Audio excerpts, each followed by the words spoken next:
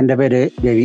ഞങ്ങൾ കോയമ്പത്തൂർ സെറ്റിൽഡ് ആയിട്ടുള്ള ഒരു ഫാമിലിയാണ്. നാട്ടിലിവിടെ കോഴിക്കോടാണ് സ്വദേശം. അപ്പോൾ ഇവിടെ ഒരു വീട് വെക്കാന്നുള്ളൊരു ആഗ്രഹം കൊണ്ട് ഇവിടെ 2-3 ആർക്കിടെക്റ്റുകളെ ഞങ്ങൾ സമീപിക്കുകയൊക്കെ ചെയ്തു.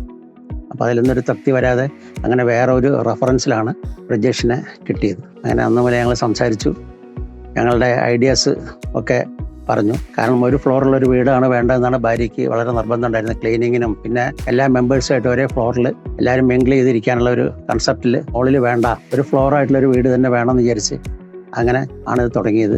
പക്ഷേ ഇതിൽ തുടങ്ങുമ്പോൾ കുറേ ചാലഞ്ചസ് ഉണ്ടായിരുന്നു ഈ വർക്കിന്. അതൊക്കെ അതിൻ്റെ ആയിട്ടുള്ള ഉള്ളിൽ ആ പ്ലാൻ ഒതുക്കി കൊണ്ടുവന്ന് ഞങ്ങളുടെ റിക്വയർമെൻറ്റ്സ് ഒക്കെ അതിൽ തന്നെ കൊണ്ടുവരാനുള്ള ഒരു വലിയൊരു എഫേർട്ടായിരുന്നു അത്. വീടിൻ്റെ പണി കഴിഞ്ഞപ്പോൾ വളരെ ഒരു മനോഹരമായിട്ടുള്ളൊരു ഞങ്ങളുടെ സ്വപ്നം എങ്ങനെയാണ് ഉണ്ടായിരുന്നത്, ഒരു ചെറിയൊരു വീടാണ്, ക്യൂട്ടായിട്ടുള്ളൊരു വീടാണ് വേണ്ടതെന്ന് പറഞ്ഞു. അതുപോലെ ക്യൂട്ടായിട്ടുള്ളൊരു വീട് തന്നെ ഞങ്ങൾക്ക് കിട്ടി.